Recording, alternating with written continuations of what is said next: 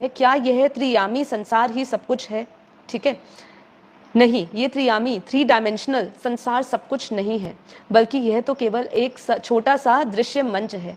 हमारे बापूजी ने ज्ञान का, जो हमारा बेहद का ज्ञान है वो बेहद का ज्ञान का क्रक्स क्या है, सबसे बड़ी महत्वपूर्ण बात क्या है बेहद के ज्ञान की, वो यही है कि बेहद का ज्ञान हमें बताता है कि अनंता अनंत ब्रह्मांड है। ये जो त्रियामी आयामों की बात हुई, मतलब थ्री डायमेंशनल दुनिया की बात हुई काली, ये केवल थ्री डायमेंशनल दुनिया नहीं है।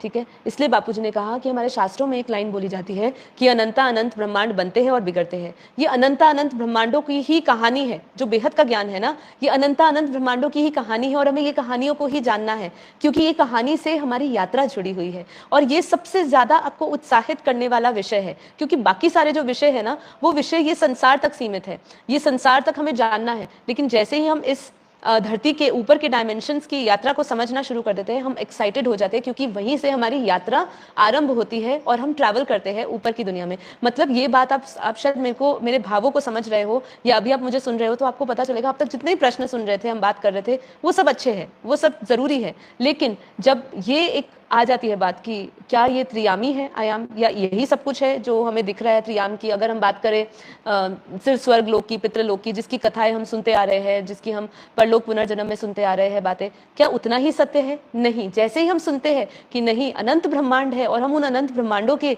रचयिता भी है और अनंत ब्रह्मांडों से आए हुए भी हैं, हमारे अंदर वो सारी स्मृति है, उसी समय हम उत्साह से भर जाते हैं। ऐसी प्रवाह हमारे अंदर ऊर्जा बढ़ने लग जाती है, जो हमें ऊपर की डायमेंशन से जोड़ने लगती है। तो यहाँ पे क्या कह रहे हैं, ये एक छोटा सा दृश्य मंच है जिस पर अनंत आयामों की अदृश्य लीलाएं चल रही है। ठीक है, अब बापूजी जब बताते हैं ना कि सूक्ष्म जगत कैसा है, ऊपर की दुनिया कैसी है, तो आप देखिए, आप अगर आपको विश्वास आ जाता है वो बातों पे, तो आपको वो दुनिया दिखनी शुरू हो जाती है, क्योंकि आपको उस ज्ञान के साथ दिव्य दृष्टि मिलती है जब आप आत्मविश्वास दृढ़ निश्चय से वो ज्ञान को समझते हो। ठीक है, तो ये अनंत आयामों की अदृश्य लीला वहां चल रही है, जो हमें अभी नहीं पता है। लेकिन जैसे हमने अपने कई एपिसोड में बोला कि ये पूरा मल्टीवर्स लाइव है ना।